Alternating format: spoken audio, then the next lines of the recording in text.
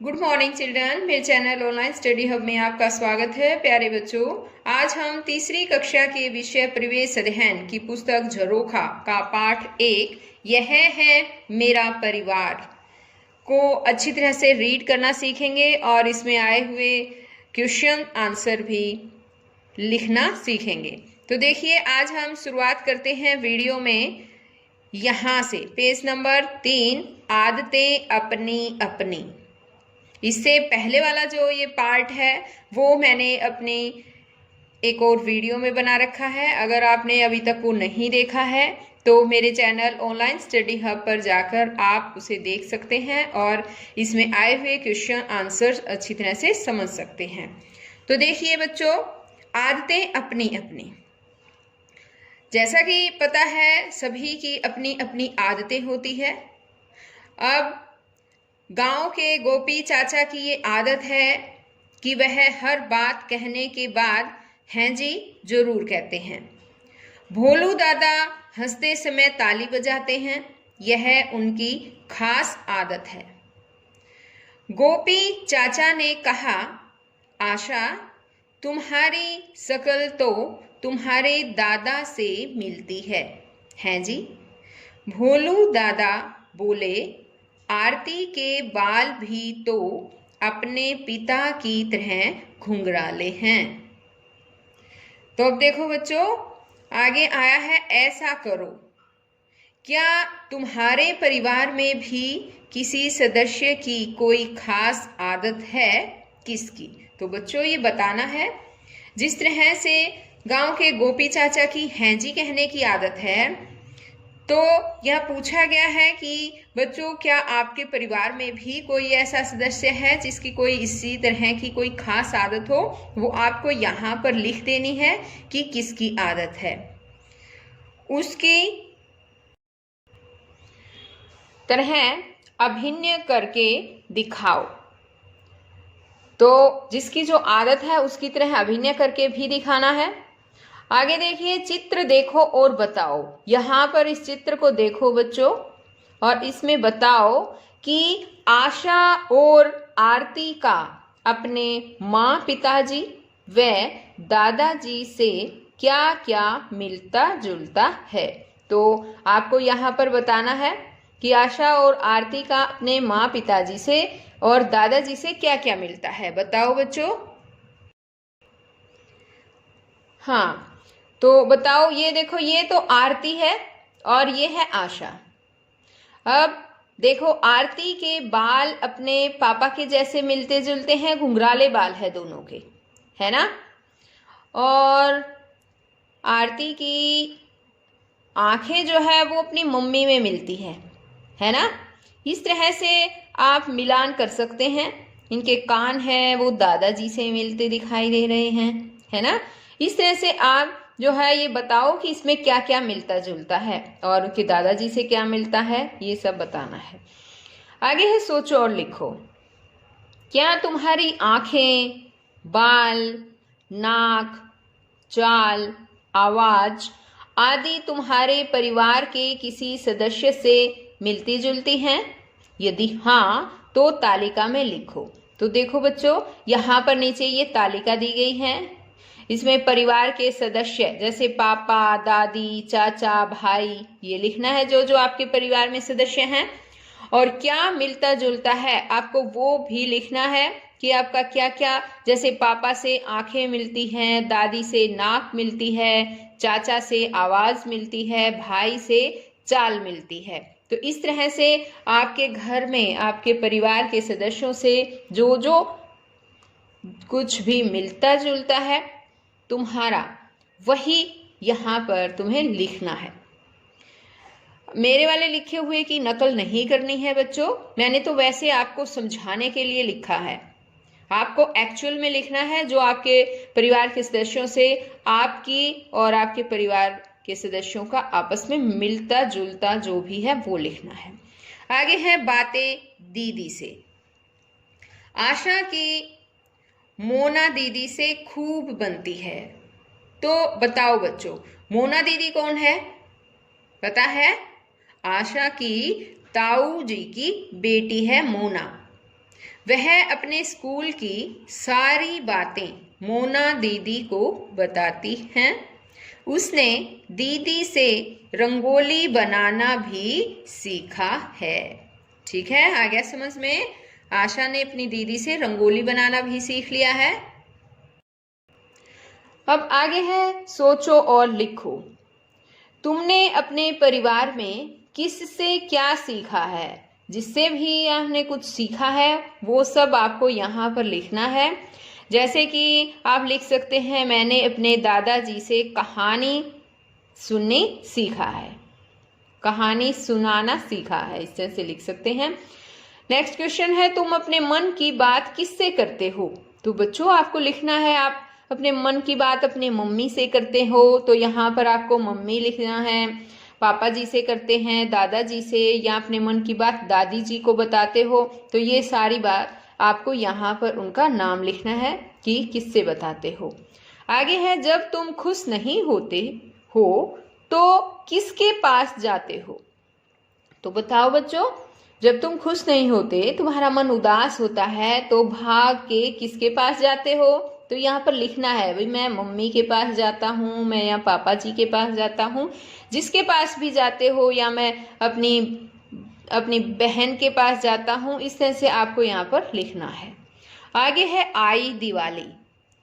आशा के परिवार ने मिलकर घर की सफाई की।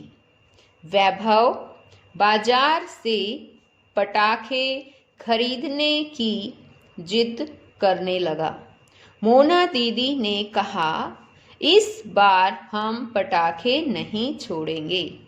पटाखों के शोर से कानों को नुकसान हो सकता है। इनसे निकलने वाले धुएं से सांस लेने में दिक्कत होती है। इसके बाद सबने घर की सजावट की। पड़ोस की सीमा चाची ने मिठाइयाँ बनाने में उनकी मदद की। रात को दिए जलाए और पूजा की। इसके बाद सबने मिलकर खाना खाया। अब है सोचो और लिखो। तुम्हारे परिवार में कौन से त्योहार मनाए जाते हैं?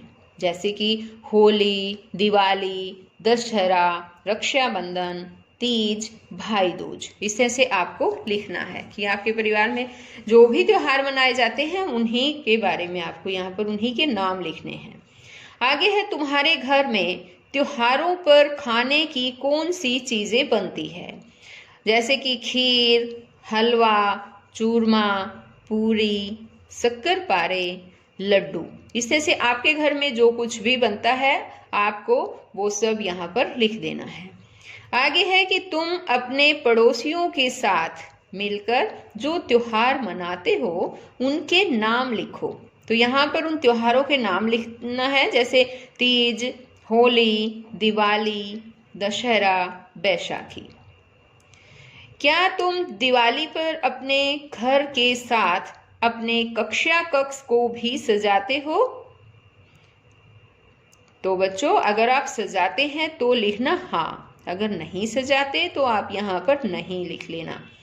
लेकिन ये जरूर ध्यान रखो बच्चों, जिस तरह से हम दिवाली की सफाई करते हैं, दिवाली पर अपने घर की सफाई करते हैं और साफ सफाई के साथ साथ अपने घर को सजाते भी हैं, उसी तरह से हमें अपने कक्षा कक्ष का भी ध्यान रखना चाहिए, उनकी भी सफाई करनी चाहिए और उनको अच्छी तरह से सजाना चाहिए। अब आगे देखिए, दिवाली के दूसरे दिन भैया दूज था। आशा की बुआ जी, फूफा जी व उनके बच्चे भी आए थे। बुआ जी ने ताऊ जी व पिताजी को तिलक लगाया। आशा ने वैभव को तिलक लगाया और मिठाई खिलाई। अब है सोचो और लिखो। दिए गए रिश्तों के नाम लिखो। देखो बच्चों, यहाँ पर रिश्ता दे रखा है और हमें उन रिश्तों के नाम लिखने हैं। रिश्ता है पिताजी के पिताजी। बताओ बच्चों, आपके पापा के पापा आपके क्या लगते हैं? दादाजी।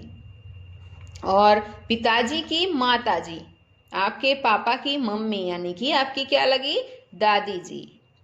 और पिताजी के बड़े भाई लगे आपके ताऊ जी। और पिताजी के छोटे भाई चाचा जी।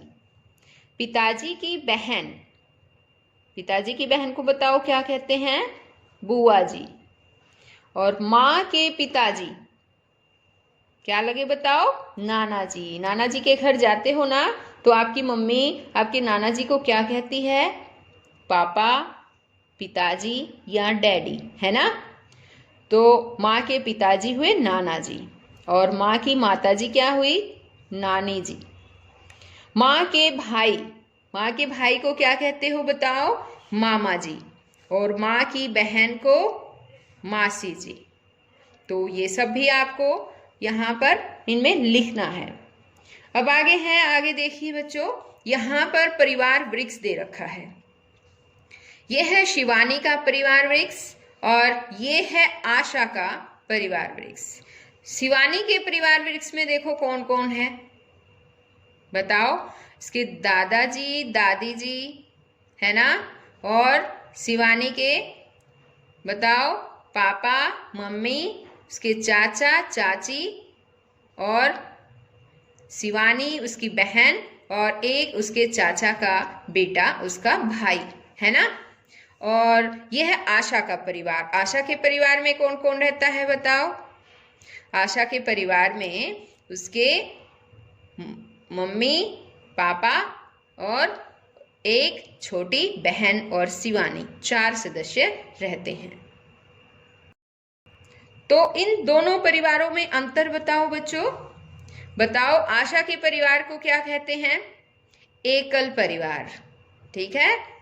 और शिवानी के परिवार को क्या कहेंगे, संयुक्त परिवार, क्योंकि इसमें उसके दादा दादी चाचा चाची ताऊ ताई, जिस परिवार में इतने सारे सदस्य रहते हैं मिलजुल कर, उसे हम संयुक्त परिवार कहते हैं। और जिसमें सिर्फ मम्मी पापा और भाई बहन ही रहते हैं, उसे हम कहते हैं एकल परिवार। अब आगे देखो, ऐसा करो। दिए गए वृक्ष में, ये देखो यहाँ पर वृक्ष दे रखा है, दिए गए वृक्ष में अपने परिवार के सदस्यों के नाम लिखो, उनके फोटो चिपकाओ और वृक्ष में रंग भरो। तो देखो बच्चों, यहाँ पर देखिए ये वृक्ष दे रखा है। आपको क्या करना है, यहाँ पर अपने परिवार के सदस्यों की फोटो चिपकानी है, उनके नाम लिखने हैं और इस वृक्ष में कलर करना है। तो ये सब आपको खुद ही करना है। अब देखिए आगे है मेरा पेज। तो इस पेज पर सबसे पहले आपको यहाँ पर अपनी एक फोटो चिपकानी है। देखो यहाँ ऊपर लिख भी रखा है, मैं ऐसा दिखता या ऐसी दिखती हूँ। तो कैसे दिखते हो आप, वो फोटो से पता चलेगा, है ना। तो आपको यहाँ पर अपनी सुंदर सी फोटो चिपकानी है। आगे है मेरा नाम। यहाँ पर आपको अपना नाम लिखना है। यहाँ पर आपके पापा का नाम, यहाँ पर आपकी मम्मी का नाम और यहाँ पर आपके भाई या बहन का नाम लिखना है। और इस लाइन में आपको अपने प्रिय मित्र का नाम लिखना है। ये यहाँ पर आपको अपने जन्मदिन यानी कि डेट ऑफ बर्थ लिखनी है। इस लाइन में आपको आपके पापा का फ़ोन नंबर लिखना है। और आगे लिखना है आपको यहाँ पर अपना मनपसंद खाना, जो भी आपको खाना पसंद है, यहाँ लिखना है मनपसंद खेल। और यहाँ पर लिखोगे आपकी कोई खास आदत कि आपकी क्या खास आदत है। और यहाँ पर आपको अपने घर का पता यानी कि घर का एड्रेस लिखना है। अब देखिए नेक्स्ट पेज पर लिखना है अपने घर का चित्र बनाओ या उसका फोटो चिपकाओ। तो यहाँ पर आपको अपने घर का या तो चित्र बनाना है या फिर फोटो चिपकानी है। यहाँ लिख रखा है मेरा घर ऐसा दिखता है। आपका घर कैसा दिखता है, यहाँ पर आपको उसकी फोटो चिपकानी है। और अगर फोटो नहीं है तो आप खुद चित्र बना लेना अपने घर का।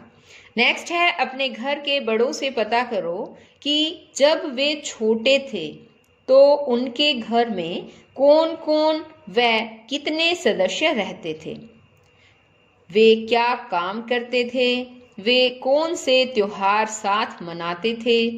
उनके समय में किसी त्योहार पर गाया जाने वाला एक गीत याद करो, वह अपनी कक्षा में सुनाओ। तो बच्चों, आपको अपने बड़ों से, अपने दादाजी से, दादी जी से, इस तरह से आपको पूछना है ये सब बात कि कितने सदस्य रहते थे आपके घर में, वो क्या क्या काम करते थे, कौन से त्योहार मनाते थे। तो ये आपको अपने घर वालों से पूछना है। नेक्स्ट क्वेश्चन दे रखा है इसमें, क्या तुम्हारे किसी पड़ोसी की तुम्हारे माता पिता या आसपास के लोगों ने मिलकर मदद की है।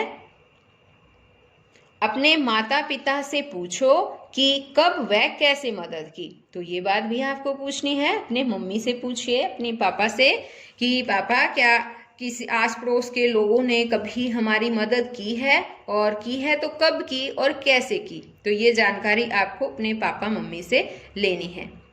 तो बच्चों, आज इस वीडियो में केवल इतना ही।